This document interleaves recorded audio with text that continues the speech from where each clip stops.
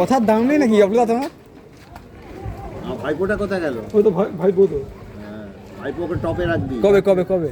মঙ্গলবার। কত তারিখ হচ্ছে মঙ্গলবার? ছুটি করবি না কিন্তু। মঙ্গলবার কত তারিখ করবে তো? আমার রোজা চলছে।